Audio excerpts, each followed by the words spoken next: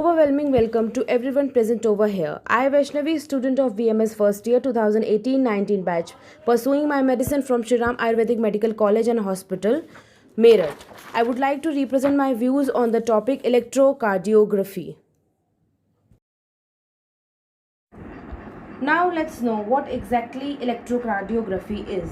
Electrocardiography is the process of producing an electrocardiogram. It's also known as ECG or in Dutch EKG. It's a graph of voltage versus time of the electrical activity of the heart using electrodes placed on the skin.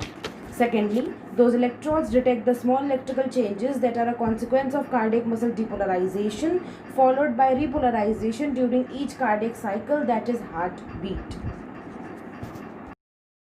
Now let's talk about the uses of ECG. Firstly, it assesses your heart rhythm. Second, diagnoses poor blood flow to the heart muscle, that is ischemia. Thirdly, diagnoses a heart attack. Fourthly, diagnoses abnormalities of your heart such as heart chamber enlargement and abnormal electrical conduction. Then it also takes care of the coronary artery diseases and hypertrophy of the heart chambers. Let's discuss about the ECG leads. First, ECG is recorded by placing series of electrodes on the surface of the body. These electrodes are called ECG leads and are connected to ECG machine. Secondly, electrodes are fixed on the limbs. Usually, right arm, and left leg are chosen.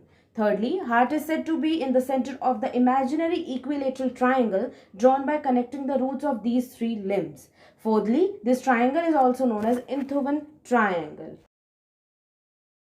Let's discuss the categories of ECG leads. ECG is recorded in 12 leads, which is classified into following categories: bipolar limb leads and unipolar leads. Bipolar limb leads are further classified into three categories: lead 1, lead 2 and lead 3. Unipolar leads are further classified into two categories: unipolar limb leads and unipolar chest leads. Now we'll study about the bipolar limb leads. First, lead 1. Right arm is connected to the negative terminal of the instrument and left arm is connected to the positive terminal. Second, lead 2. Right arm is connected to the negative terminal of the instrument and left leg is connected to the positive terminal. Third, lead 3. Left arm is connected to the negative terminal and the right leg is connected to the positive terminal. Diagrammatic representation of connection is also given over here. Now we will discuss about the unipolar limb leads. First, AVR lead. Active electrode, which is always positive, is from right arm. Indifferent electrode, which is always negative, is obtained by connecting left arm and left leg. Second, AVL lead. Active electrode is from left arm. Indifferent electrode is obtained by connecting right arm and left leg. Third, AVF lead. Active electrode is from left leg, foot. Indifferent electrode is obtained by connecting the two upper limbs. Now we'll discuss the locations of 6 unipolar chest leads. V1.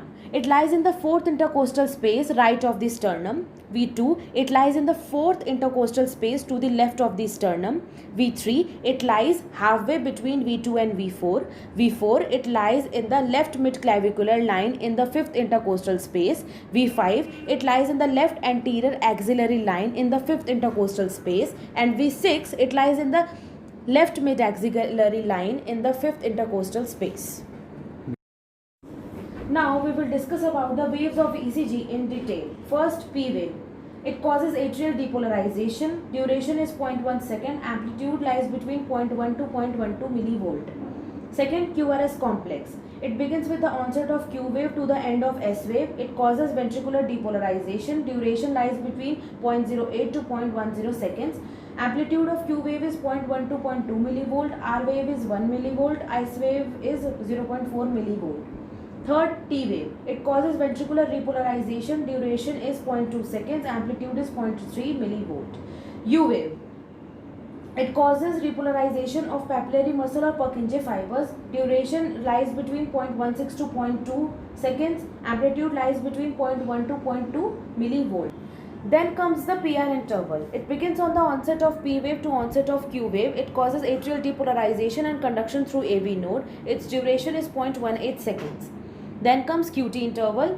It begins with the onset of Q wave and end of T wave. It causes ventricular depolarization and ventricular repolarization. Its duration lies between 0.4 to 0.42 seconds.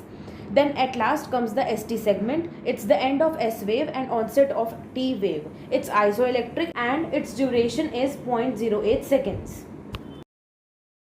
Here is shown the graphical representation of ECG, which constitutes first P wave, second QRS complex, third T wave, fourth U wave, fifth PR interval, sixth QRS duration and seventh QT interval.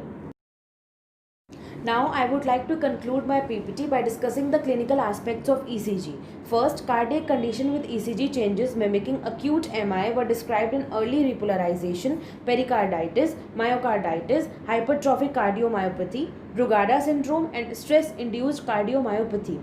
Secondly, in patients with left ventricular hypertrophy, left bundle branch block after direct current counter shock to the precordium and in Prince-Metal angina. I would like to thank all of you for listening me. Thank you so much.